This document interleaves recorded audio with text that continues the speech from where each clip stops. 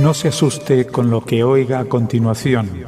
Es el eco del pasado cuando empezaron las emisiones de Radio Sefarad a finales de enero del 2004 y cuyos informativos semanales hemos reunido para revivir lo que entonces pasaba desde la perspectiva de nuestro tiempo.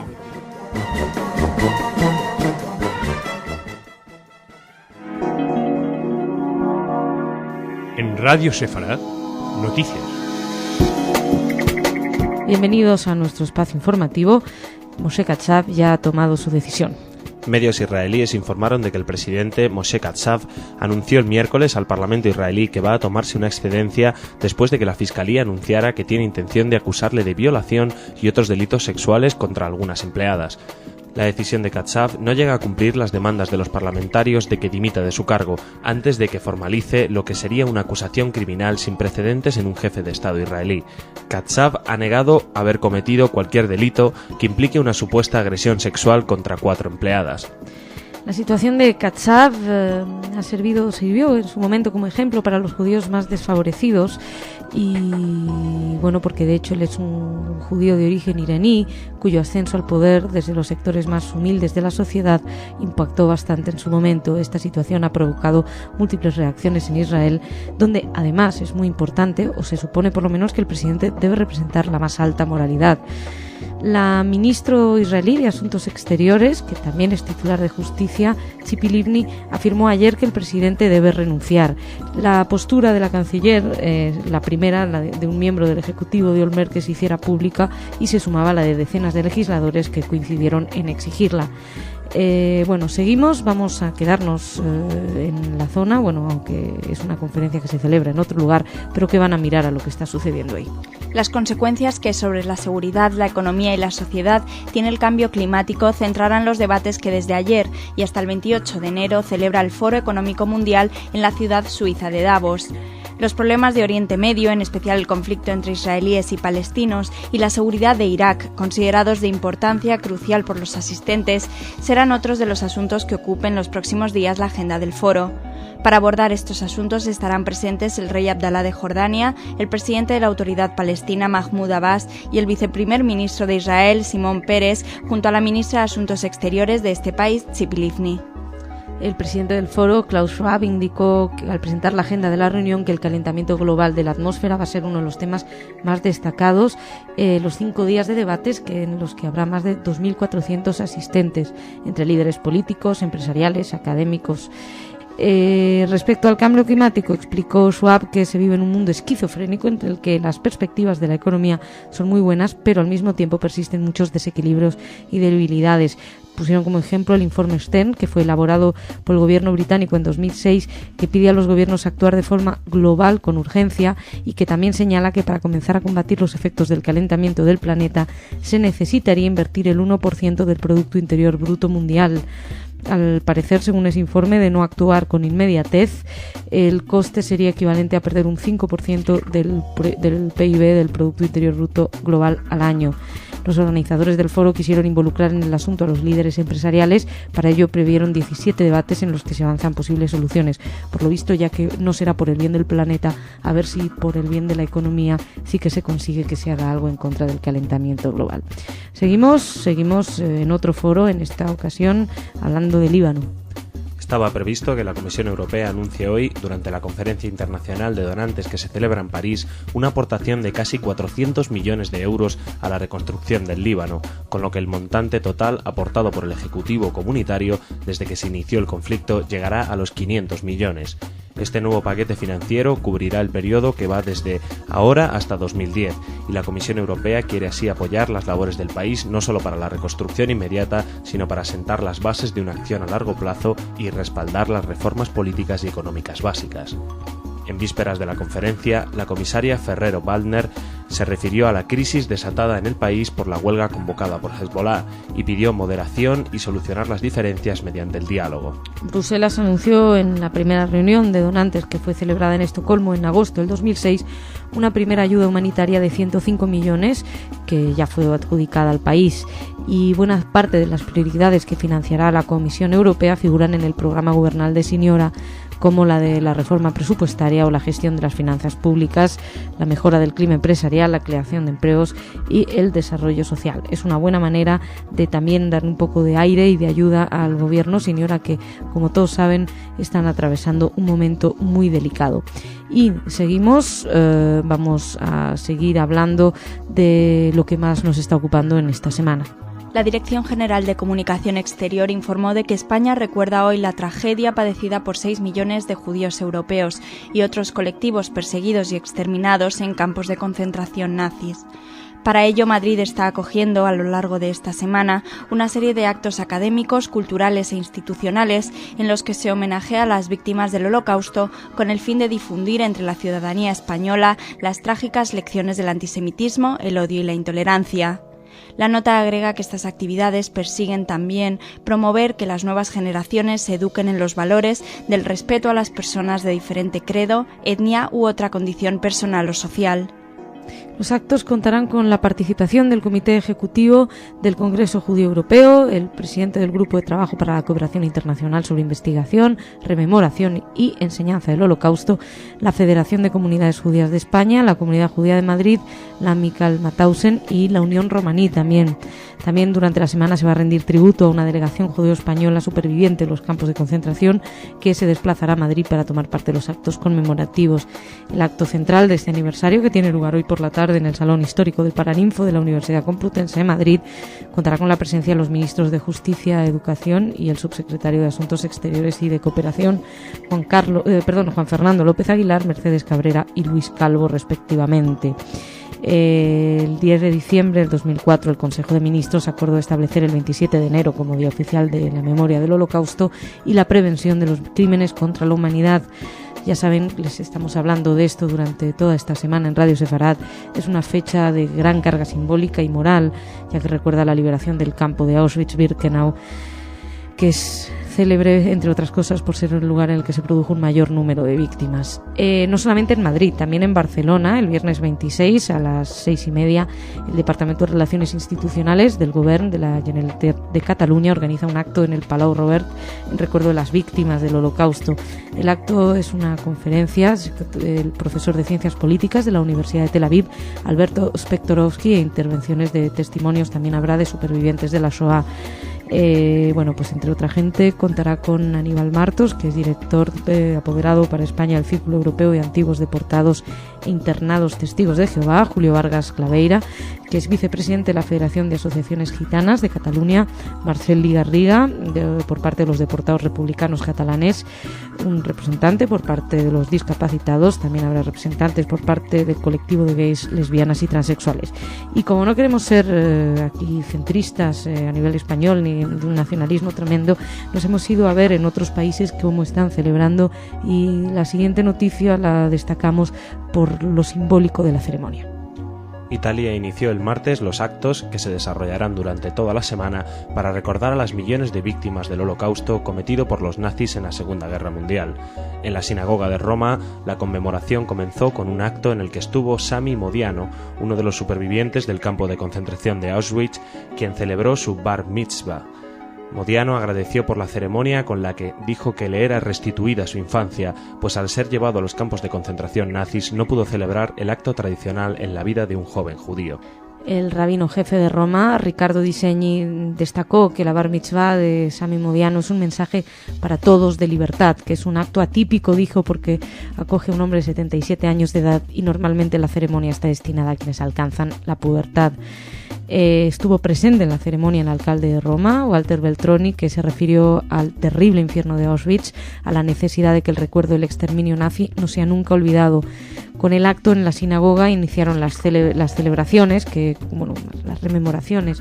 Llamar a esto celebraciones es un poco difícil, y culminarán el 27 de enero, el Día de la Memoria, que el Parlamento italiano lo instituyó en el 2000.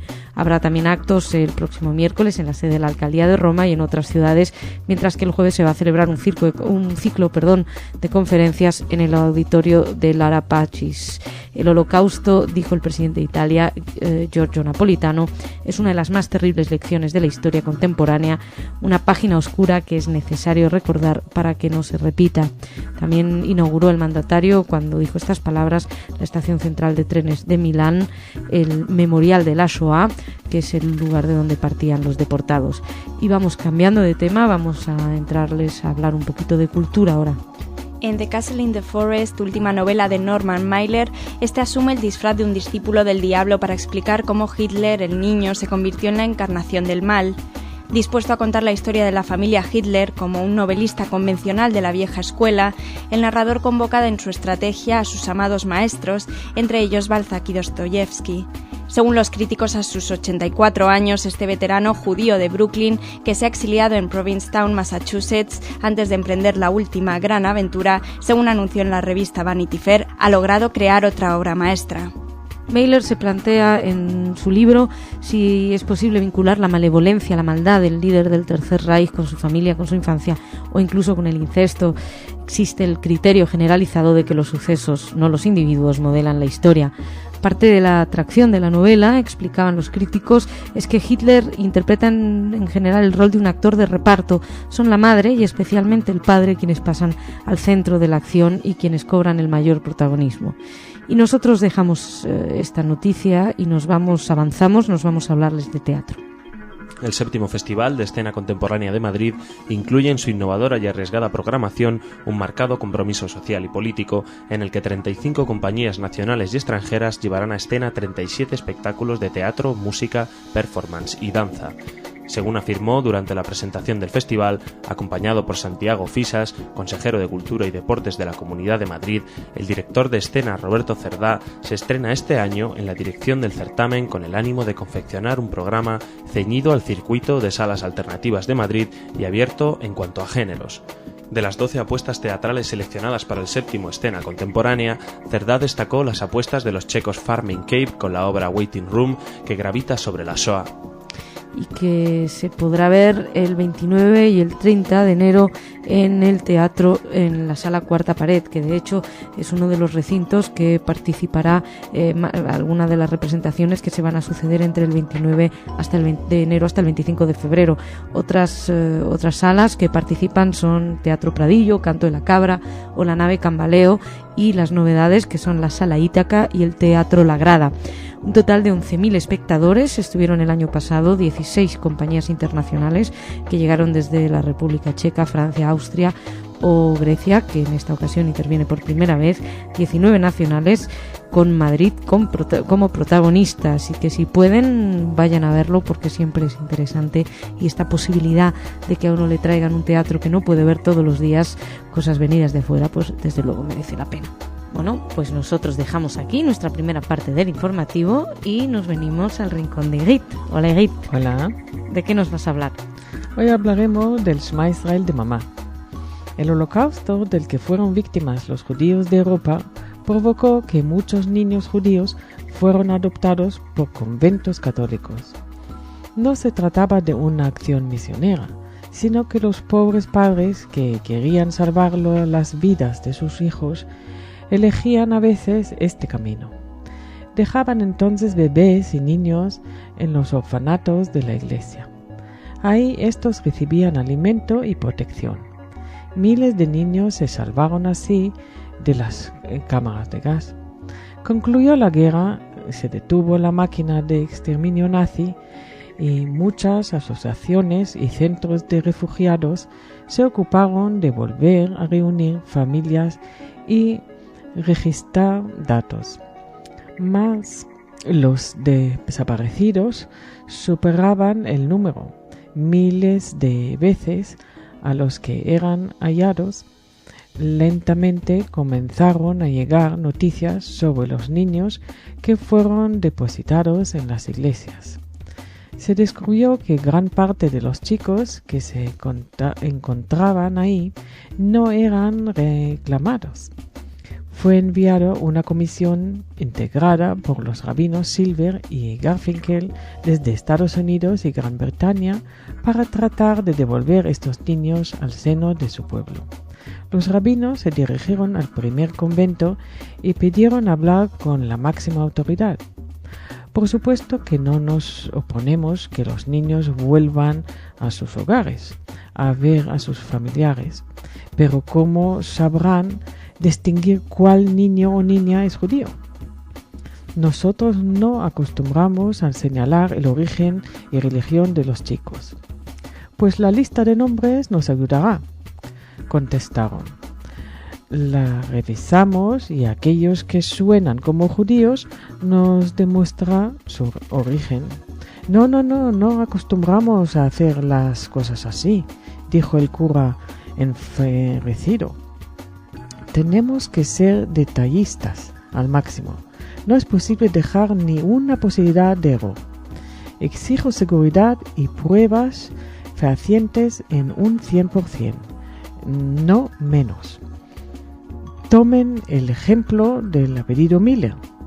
Ustedes dirán que se trata de alguno de origen judío. Sin embargo, hay cientos de personas que se llaman así y no son judíos. El mismo caso es con Reichmann y Deutsch. Son apellidos populares de alemanes y polacos. No es posible liberar niños por el mero sonido de un nombre. Los rabinos intentaron convencerlo con buenos argumentos, pero él seguía con la suya. Solo permitiré que se retiren los niños con la total seguridad de que son judíos. ¿Qué hacer? La mayoría de los niños fueron separados de sus familiares cuando eran muy pequeños y no podían recordar por sí solos sus orígenes. Documentos. Imposibles encontrarlos después de semejante destrucción. Los rabinos hicieron un nuevo intento para convencer al sacerdote y éste perdió la paciencia. Lo siento mucho, ya les di demasiado de mi tiempo. Decidan ya qué hacer. Los otorgó solo 3 minutos. Parecía que todos los esfuerzos iban a caer en saco roto. El corazón de los rabinos se partía de dolor. De acuerdo a la información que tenían, decenas de niños judíos se hallaban en este convento y solo contaban con 3 minutos. Los rabinos murmuraron una pequeña plegaria al amo del mundo para que los ilumine con una idea que permita discernir entre cientos de niños y niñas que eran Yehudim y solo en 3 minutos, que es lo que tienen permitido. Sus rezos fueron escuchados. A la mente de uno de sabios llegó una increíble idea. ¿Podemos utilizar las 3 minutos cuando queremos? Sí, fue la respuesta. Entonces vendremos cuando los niños se acuestan a dormir. A las 7 en punto, fue la respuesta del cura, que no ocultaba su desdén por la testadurez y perseverancia de los rabinos y esperaba ansiosamente la llegada de la hora señalada para saber realmente qué es lo que tramaban, para qué irse y volver. Cuando el reloj dejó oír las 7 campanadas, todos los pupilos se encontraban después de un pesado día acostados en sus camas, ordenadas una al lado de la otra en el gran salón. Los rabinos caminaron hacia el centro de la habitación. Uno de ellos se paró sobre un pequeño banquillo y esperó. Un silencio total reinó ahí. De todas partes, pequeños ojitos se dirigieron a él, y así con voz calma el rabino pronunció 6 palabras que penetraron en la sala de punta a punta. Shema Israel, Hashem Eloheinu, Hashem Echad, que significa, oye Israel, Hashem es nuestro Dios, Hashem es uno. En un instante se oyeron murmullos de todos los extremos del salón. vocecitas con llantos y palabras intercaladas: mamá, mámele, mamá. Cada niño en su lengua buscaba a su madre. Y allá que unos años antes, en el momento de acunarlos y taparlos, cada noche antes de dormir y antes de darle el beso de buenas noches, le susurraban al oído estas palabras, que son la base de la fe judía, palabras que todo niño judío sabe: Shema Israel, Hashem Eloheinu, Hashem Echad. El sacerdote bajó la vista. Los rabinos lo lograron. Pudieron liberar a los niños perdidos. Los pocos segundos que cada madre dedicó noche a noche a acostar a sus niños fueron los que mantuvieron unidos a su pueblo. Pues muchas gracias, Igor. Gracias a ti. Muchas gracias a ustedes por su atención. Mañana más.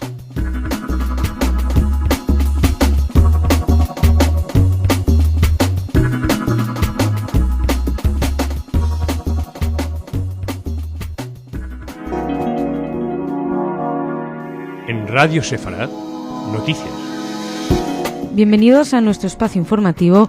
La ministra israelí de Asuntos Exteriores, Tzipi Livni, dijo durante el encuentro económico del Fórum Económico Internacional en Davos que las negociaciones de Israel con los palestinos tienen que acercarse a una única visión, que es la de dos estados, el uno al lado del otro, y que esta es la única manera de conseguir la paz. También dijo que el Estado palestino es algo realizable y que no es una ilusión. Por su parte, Mahmoud Abbas, presidente de la Autoridad Nacional Palestina, dijo en la misma conferencia que la paz entre Israel y Palestina es un concepto cuyo momento ha llegado. Pues ojalá así sea, y empezamos con los problemas internos de Israel. La Comisión de Asuntos Internos del Parlamento de Israel aprobó ayer que el presidente Moshe Katsav sea suspendido en sus funciones, respondiendo a una petición del jefe de Estado de ser eximido mientras se aclaran las acusaciones de acoso sexual y violación presentadas contra él. La petición fue aprobada con el voto de 13 de los 25 miembros de la comisión, mientras la presidenta del Parlamento, Dalia Itzig, asumía a partir de ayer las funciones de jefe de Estado. Sin embargo, algunos diputados no se dan por satisfechos con la suspensión temporal y han iniciado el proceso para lograr la destitución del jefe de Estado. Según una encuesta publicada ayer por el diario Yediot Aharonot, un 71% de los israelíes exigen que el presidente renuncie de inmediato. Veremos qué sucede. Mientras, una conferencia internacional, también en este caso para hablar de Líbano, aporta ya sus resultados. Representantes de 50 países y de organismos internacionales reunidos este jueves en París prometieron una ayuda de más de 7.600 millones de dólares para el Líbano, lo que supone un balón de oxígeno financiero para un país asfixiado por una grave crisis económica y política. Esta cifra provisional fue facilitada por el presidente y anfitrión de la conferencia de París, Jacques Chirac, quien en su discurso de apertura subrayó que esta es una oportunidad crucial y única para reafirmar con fuerza el apoyo económico y político a un Líbano unido y soberano. Preocupados por la inestabilidad política en el país debido a la fuerte presión de la oposición pro-Siria, Chirac y otros participantes pusieron especial énfasis en que esta conferencia se dirige a todos los libaneses. Y es una ayuda que llegará en forma de donaciones, préstamos o ayuda a proyectos. Entre las promesas de fondos que se anunciaron destacó la de Arabia Saudí, que es primer donante del Líbano, que ofrece una ayuda de 1.100 millones de dólares. Después figuran Estados Unidos con 770 millones de dólares, Francia con 600 millones, la Comisión Europea 500 millones de dólares. Durante la conferencia, el primer ministro del Líbano, Fouad Siniora, que es considerado y es a quien se está intentando ayudar con estas ayudas, dijo a los participantes de la conferencia que sin esta ayuda económica externa su país se enfrenta a un futuro político incierto. Y bien es verdad, ya que mientras se hacía este anuncio, en las calles de la capital libanesa, en Beirut, se producían nuevos enfrentamientos entre seguidores del gobierno y de la oposición liderada por Hezbollah. Y también en esta misma conferencia se habló de algo que tenemos bastante olvidado, se habló de la Alianza de las Civilizaciones. El secretario general de Naciones Unidas, Ban Ki-moon, nombrará cuanto antes un alto representante para la Alianza de Civilizaciones auspiciada por España y Turquía y asumida por la ONU. Así se lo trasladó ayer en París el subcoreano al ministro de Asuntos Exteriores Miguel Ángel Moratinos, en el marco de la conferencia de donantes para el Líbano celebrada en la capital francesa. En esta reunión bilateral, Ban sacó el tema de la alianza, proyecto que dijo apreciar mucho, pero no mencionó posibles nombres para el cargo de alto representante ni fijó un plazo para adoptar esta decisión, añadieron las fuentes. Bueno, pues a ver si con un alto representante nos terminamos de enterar exactamente en qué consiste la Alianza de Civilizaciones. El caso es que el secretario general alabó también la actividad desplegada por España en la región de Oriente Próximo, aunque no se refirió en concreto a la iniciativa de paz propuesta por Madrid, Roma y París. Moratinos y Ban Ki-moon repasaron también la situación actual de la cuestión nuclear iraní y el problema en Somalia, donde el representante de Naciones Unidas subrayó la importancia de apoyar al gobierno de transición. Por su parte, el jefe de la diplomacia española recordó la larga duración del conflicto del Sáhara y le pidió a Ban Ki-moon que la ONU redoble sus actuaciones en esa zona y trate de impulsar el diálogo entre Marruecos y el Frente Polisario. Y seguimos, estamos en una semana muy intensa, muy dolorosa y de recuerdos, pues es la siguiente noticia. El presidente del gobierno español, José Luis Rodríguez Zapatero, tenía previsto recibir hoy en el Palacio de la Moncloa al Comité Ejecutivo del Congreso Europeo de Judíos, un día antes de que se conmemore el Día Internacional en memoria de las víctimas del Holocausto. Desde su fundación en 1986, el Congreso Europeo de Judíos trabaja con los gobiernos e instituciones europeas como interlocutor de las comunidades judías que viven en Europa para defender sus intereses, combatir el resurgir del antisemitismo a través de la educación y la justicia y promover una política exterior europea equilibrada en Oriente Medio e Israel. Con sede en París y oficinas en Bruselas, Estrasburgo, Berlín y Budapest, el Congreso Europeo de Judíos coordina a los 40 líderes de las comunidades judías europeas que agrupan alrededor de 2,5 millones de judíos. También ayer el presidente del Congreso, Manuel Marín, recibió a un grupo de supervivientes de la Shoah en vísperas del acto conmemorativo de la Cámara Baja brinda hoy a este colectivo. Los invitados departieron con Marín, con quien compartieron sus experiencias y con quien tuvieron una larga charla. El grupo estaba compuesto por 14 víctimas, algunos de sus familiares, y destaca entre los asistentes Jacques Stromsa, que es conocido como el violinista de Auschwitz. El Congreso rinde hoy, por tercera ocasión, un acto homenaje a las víctimas del nazismo con motivo de la celebración del próximo sábado, del Día Internacional de la Memoria del Holocausto. En fin, siempre hay quien quiere destacar y tenemos que denunciar aquí que así como toda Europa y prácticamente en muchas partes del mundo se está conmemorando a las víctimas de la Shoah. En el Ayuntamiento de Cienpozuelos, en la provincia de Madrid, les ha parecido más prudente conmemorar el genocidio palestino el sábado y el viernes. Casi que sobran comentarios respecto a esto, al igual que sobran comentarios respecto a la última declaración del pseudohistoriador, el revisionista David Irving, que dijo que en Auschwitz no había habido cámaras de gas, esto ya lo había dicho, y que Auschwitz era lo que era en su momento, era una atracción turística. En fin, afortunadamente también podemos decir que el partido principal de la oposición en España, el Partido Popular, se sumó en un comunicado al recuerdo en memoria del Holocausto, en el que decía que el Partido Popular entiende que hoy en día es más necesario que nunca recordar la Shoah y se quiere sumar mediante este comunicado a la semana de actos que se celebran para honrar a las víctimas del Holocausto y que concluye el sábado con la celebración del Día Anual de la Memoria del Holocausto y de prevención de los crímenes contra la humanidad. Esto es parte simplemente del comunicado que nos ha hecho llegar el principal partido de la oposición. Y seguimos porque hay noticias interesantes que nos llenan más de esperanza, que también llegan de España. El gran rabino de Israel, Jonah Metzger, propuso al presidente del Govern, Jaume Matas, organizar en Palma una jornada sobre la religión judía e instó a los mallorquines a que reviertan el sufrimiento padecido históricamente por los judíos en la isla, transmitiendo ahora su cariño al pueblo israelí. Metzger, máxima autoridad religiosa de la comunidad askenazí, fue recibido por el presidente del Ejecutivo Autonómico Balear, a quien visitó después de plantearle la misma idea al obispo de Mallorca, Jesús Murgui. Metzger se congratuló por la positiva aceptación de su propuesta por parte de Murgui y el presidente del Govern, quien, según su interlocutor, está dispuesto a ser parte de la misma. Metzger dijo que hizo partícipe al presidente de la idea que tuvo conjuntamente con el Papa en el Vaticano y con el gran rabino sefardí Shlomo Amar de organizar en diferentes lugares del mundo un día dedicado al judaísmo. Según explicó el mismo Metzger, en la larga historia de Palma de Mallorca hay una gran presencia de judíos y de judaísmo, y relató cómo en sus paseos por la capital balear reconoció diferentes señales de vida judía que posiblemente, dijo, fueron marcadas hace 500, 600 o 700 años.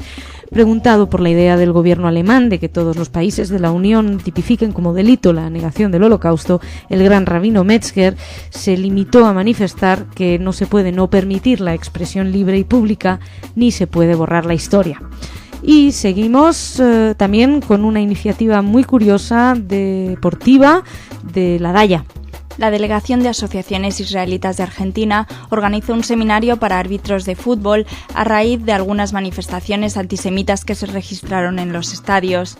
La Daya hizo saber que a principios de la semana brindó un seminario de capacitación destinado a más de 60 árbitros de la Asociación de Fútbol Argentino que ejercen en el fútbol local e internacional. El propósito del seminario, añade la Daya, es formar a los árbitros acerca de cuál debería ser su rol frente a situaciones discriminatorias. Bueno, la verdad es que es una iniciativa muy curiosa y que ojalá sirva para algo.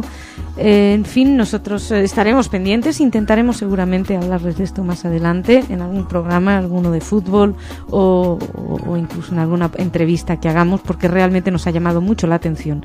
Y seguimos, vamos terminando esta primera parte del informativo con una exposición. La filial de Tucumán de la Delegación de Asociaciones Israelitas Argentinas, junto al Arzobispado de Tucumán, con el apoyo del Superior Gobierno de la provincia, a través de la Secretaría de Cultura, han organizado la muestra Gueto Historias Compartidas, para rememorar el Día Internacional de la Conmemoración Anual en memoria de las víctimas del Holocausto. El acto inaugural se realizará en la Iglesia Catedral y contará con la presencia de, entre otros, el gobernador José Alperovich y el arzobispo Monseñor Héctor Luis Villalba. La muestra consta de paneles alusivos al gueto de Varsovia, sobre la barbarie nazi y la heroica resistencia judía. Comprometieron su asistencia los embajadores de Rumania, Francia e Israel y el ministro consejero de la Embajada de Alemania. También asistirán representantes de diferentes confesiones religiosas y, para darle así valor ecuménico al acto, también concurrirán enviados de organizaciones no gubernamentales relacionadas con los derechos humanos y miembros del Poder Legislativo, Judicial y Ejecutivo e instituciones en general. La exposición permanecerá abierta desde el lunes 29 de enero hasta el domingo 11 de febrero. Dejamos aquí la primera parte del informativo. Venimos al rincón de Egit. Hola, Egit. Hola. ¿De qué nos hablas hoy? Hoy hablamos de una persona muy especial. Se llama Ricky Ben-Ari. El mundo de la moda acaba de perder a uno de sus nombres más importantes, Ricky Ben-Ari, una de las ilustradoras de moda más ilustres y brillantes del mundo en general y de la industria de la moda israelí en particular. Ricky murió la pasada semana a la edad de 71 años. Su amigo, el diseñador Gershon Bram, la llamó la suma sacerdotisa de la moda. En realidad, ella fue una especie de oráculo o la musa de muchos diseñadores israelíes que seguían sus pronósticos e ideas como si se trata de la Torá de la moda, según ha expresado Ayala Raz, una profesora del departamento de moda en el centro universitario Shenkar College. Gideon Oberson la ha descrito como la mujer ilustradora de la moda de todos los tiempos, no solo en Israel, sino también a escala internacional. Ben-Ari estudió arte e ilustración de moda en la Escuela de Bellas Artes de París. Un año después de haber terminado sus estudios, regresó a Israel para casarse con Jackie Ben-Ari. La pareja tuvo 2 hijos. Encontró trabajo como diseñadora gráfica en una firma PR y como profesora de arte.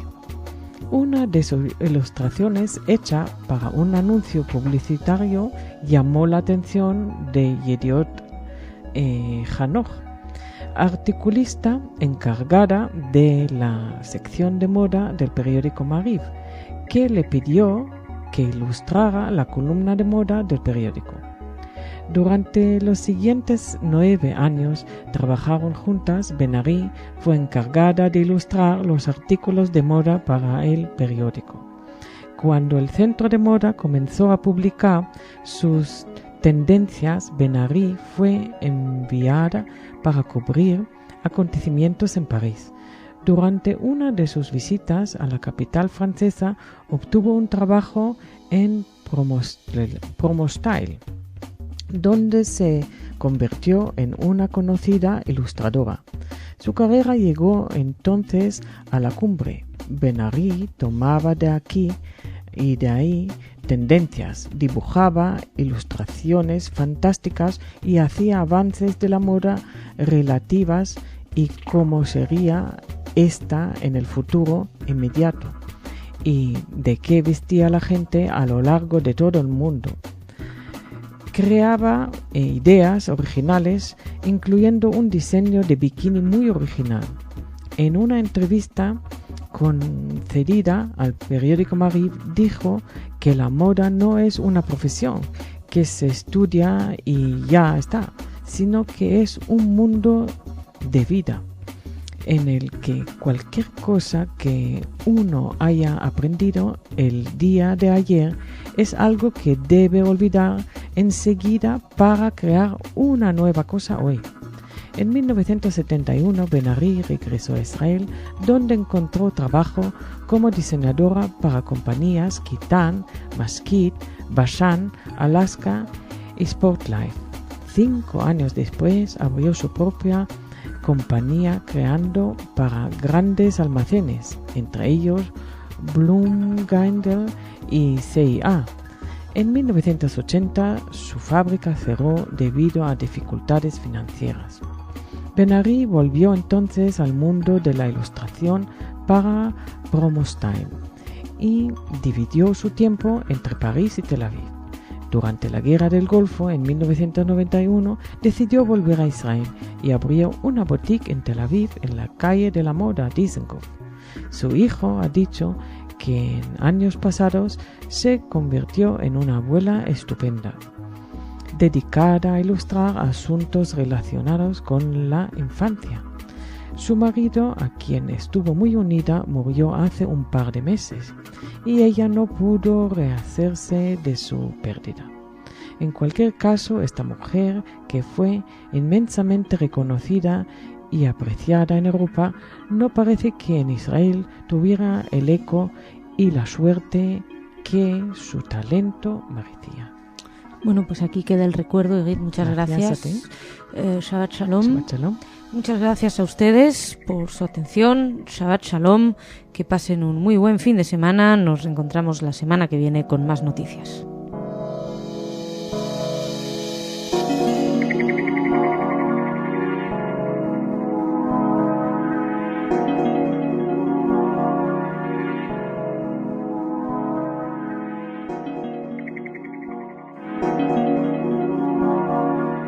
En Radio Sefarad, noticias.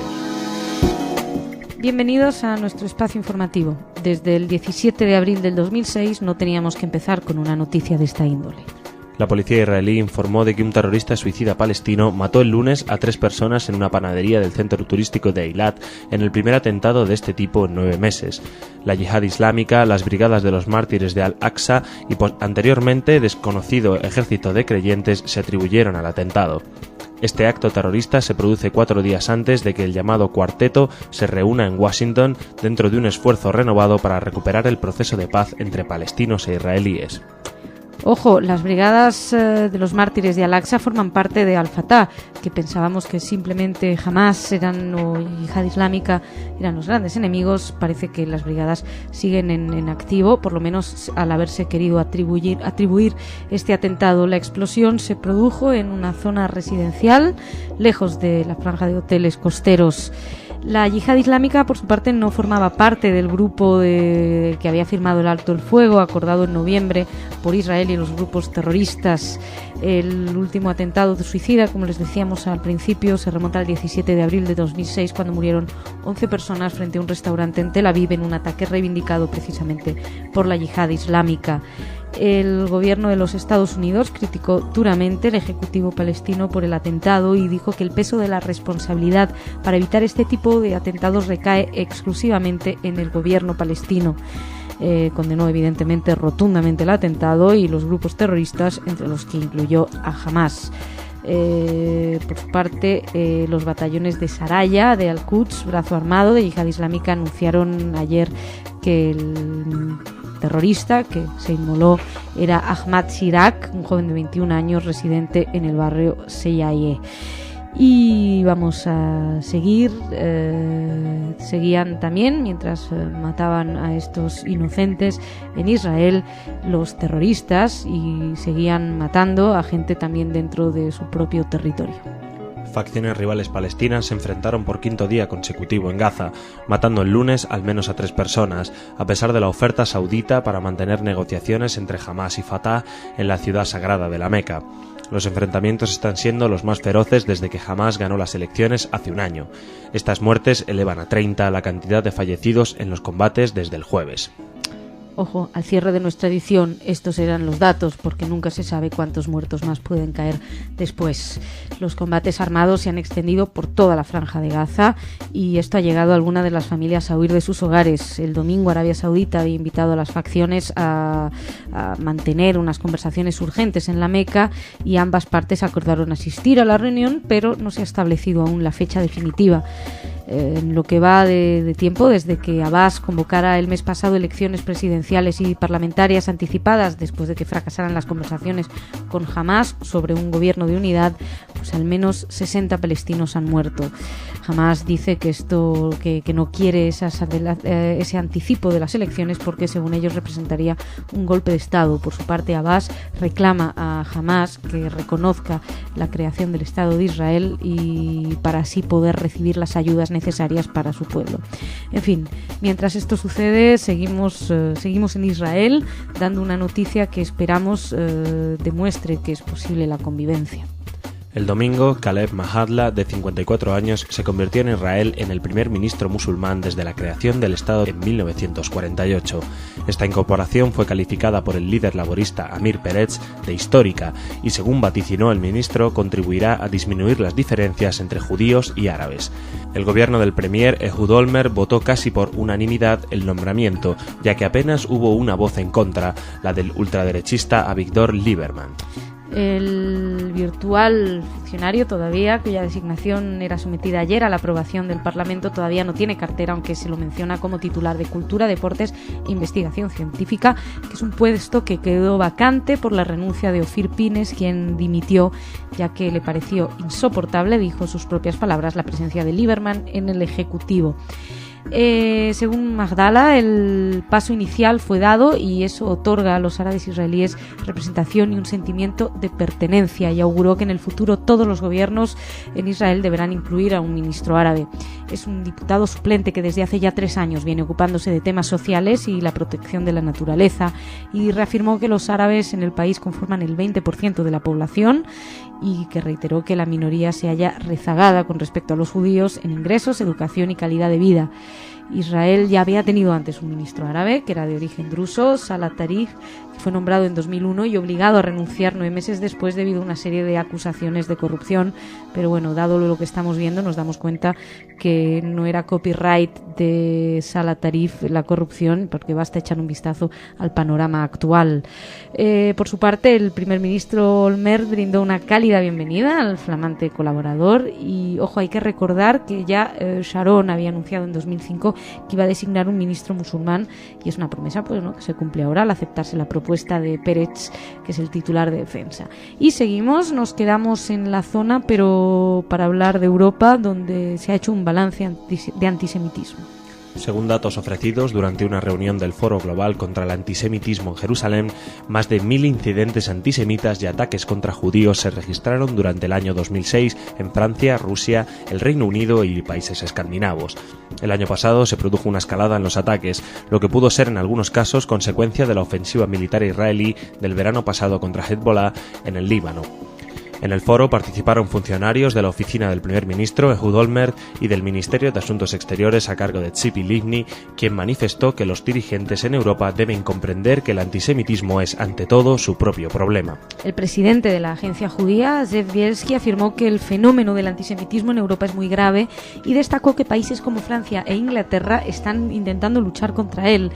En Francia se registraron 360 ataques e incidentes, 60 más que en 2005. tiempo. El más grave, lo recordarán, fue el secuestro y asesinato de Ilan Halimi, miembro de la comunidad judía de Francia, cuyos restos dicen que serán inhumados el viernes próximo en Israel. El peor ataque en general relacionado con la guerra del año pasado contra Hezbollah en Líbano se produjo contra la Federación Judía en Seattle de Washington, donde unos desconocidos armados mataron a una empleada e hirieron a otros 3 funcionarios de la institución. Según explicaban Amos Hermon, que es un funcionario de la agencia judía, no cabe duda de que esa guerra y el incidente, especialmente el incidente en Cana, dieron paulo a los más graves ataques antisemitas de la última década. Por parte del Reino Unido, que también destacaban que está luchando contra el antisemitismo, una comisión parlamentaria responsabilizó a extremistas de la comunidad islámica del país y de la izquierda de la mayoría de los 312 ataques contra la colectividad judía, y a la que consideran también responsable de la conducta de Israel. Una investigación en Alemania, objeto de debate en el foro que se reúne anualmente, demostró que también en las escuelas son atacados los estudiantes judíos de palabra y a veces con violencia, principalmente por condiscípulos de la colectividad islámica. En Rusia, de quien muchas veces hablamos, 300 fueron los incidentes o ataques contra la comunidad judía, 50 más que en 2005. En Austria fueron 83, en Escandinavia 53 y en el área de Berlín el aumento fue del 60 aproximadamente, aunque todavía no había cifras totales de Alemania. Pero afortunadamente existen otras realidades. Dirigentes y militantes del Partido Popular, PSOE y Bloque Nacionalista Galego forman parte de la Asociación Galega de Amizade con Israel, un colectivo encabezado por un miembro del bloque que defiende la existencia del Estado israelí, critica el victimismo de los palestinos y censura la demonización de los sionistas. Según su presidente, el nacionalista Pedro Gómez Baladés, el apoyo a Israel es un tema tabú para la clase política gallega. Según explica, la Asociación Galega de Amizade con Israel nació en diciembre para contrarrestar el pensamiento único que domina los medios de comunicación al respecto del conflicto árabe-israelí. Sus cerca de 200 integrantes dicen que no creen que en esta guerra los palestinos sean las víctimas y que el Estado israelí el verdugo poderoso. Consideran que detrás de la mayor parte de las críticas al sionismo subyace un racismo antijudío.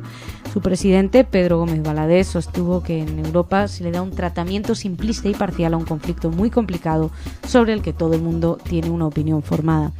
Y vamos a entrar ahora en la sección cultural, pero vamos a entrar de una manera diferente, la vamos a contar de otro modo, y para eso Esther nos vas a contar qué es lo que hay para estos días, culturalmente. Pues, hola, así es, vamos a intentar contarles de este modo las actividades o las noticias culturales más importantes, y cada día elegiremos, pues por ejemplo, 2 o 3. Hoy hay unas muy interesantes. La primera de ellas es una publicación de un libro en Buenos Aires, una biografía sobre la italiana Margherita Sarfatti, la amante judía de Benito Mussolini y una figura destacada durante el fascismo, pero que por sus orígenes judíos se tuvo que exiliar tras las leyes raciales del Duce y vivió varios años en Río de la Plata. El libro se llama El amor judío de Mussolini, Margherita Sarfatti, del fascismo al exilio, escrito por el periodista y abogado argentino Daniel Goodman, que evoca, pues a través de esta biografía de Sarfatti, más de medio siglo de historia italiana, en particular los años del socialismo y fascismo. Lo que hace es narrar la parábola de una vida que pasó de los círculos más poderosos del régimen dictatorial a años difíciles en Montevideo primero y en la capital argentina después. Alterna los años así en que Sarfatti era la llamada reina sin corona del fascismo, impulsora de un movimiento artístico, el Novecento, con su llegada al Río de la Plata, donde tuvo también ahí apoyo de personalidades del arte y la cultura locales como los argentinos Victoria Ocampo, Jorge Romero Brest o Emilio Petoruti. Podemos destacar en este libro el capítulo La liberación de Roma, en la que se nos cuenta un poco la situación de los alrededor de 6.000 judíos que abandonaron Italia después de esta publicación de las leyes raciales de 1938, de los cuales aproximadamente 1.000 llegaron a Argentina. Bueno, no sabía yo que el Duce la amante judía de Mussolini. Interesante, desde luego. Esperemos que ella haya sabido elegir mejor a sus amigos. Sí, si está Victoria Ocampo, desde luego. Bueno, pues pasamos a la segunda noticia, una inauguración importante, una muestra muy esperada, Gueto, historias compartidas en Argentina.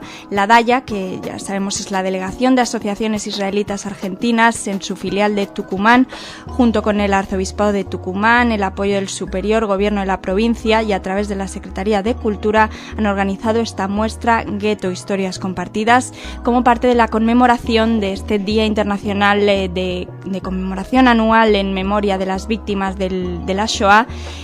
Y el acto inaugural tuvo lugar ayer, el lunes 29, en la Iglesia Catedral, y es una muestra que consta de 16 paneles de imágenes alusivas al gueto de Varsovia, sobre la barbarie nazi y la resistencia judía.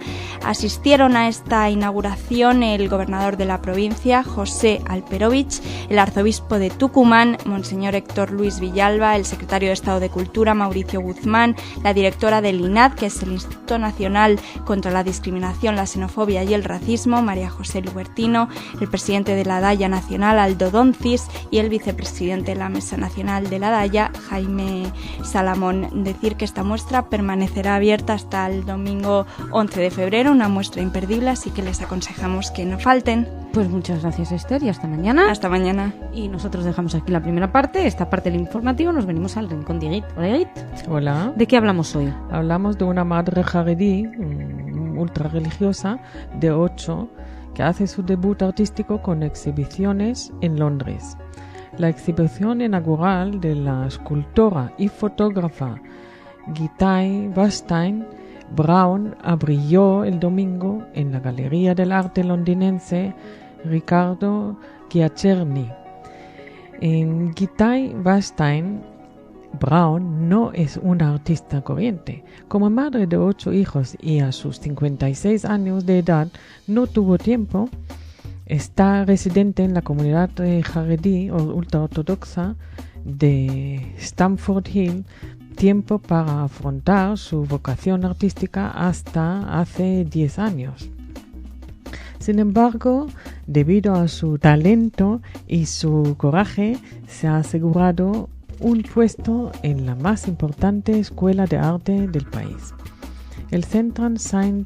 Martin's College de Art Diseño el año pasado se graduó con honores en Bellas Artes y desde entonces su camino es extendiente hasta convertirse en una de las artistas contemporáneas más interesantes.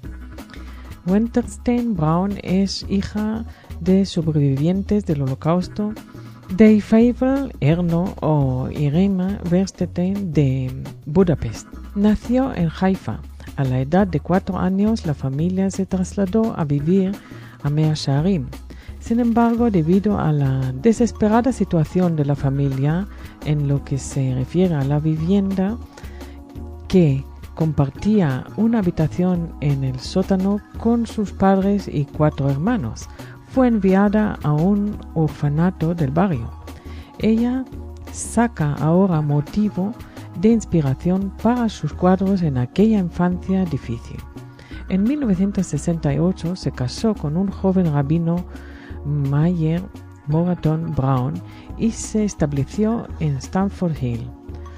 Moraton es un importante coleccionista de arte anterior a la Guerra Mundial.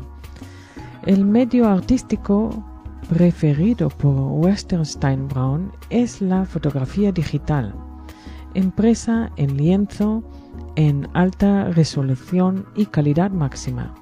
Los asuntos objeto de estas piezas artísticas suelen ser fragmentos de manuscritos hebreos antiguos, medievales e incluso más recientes.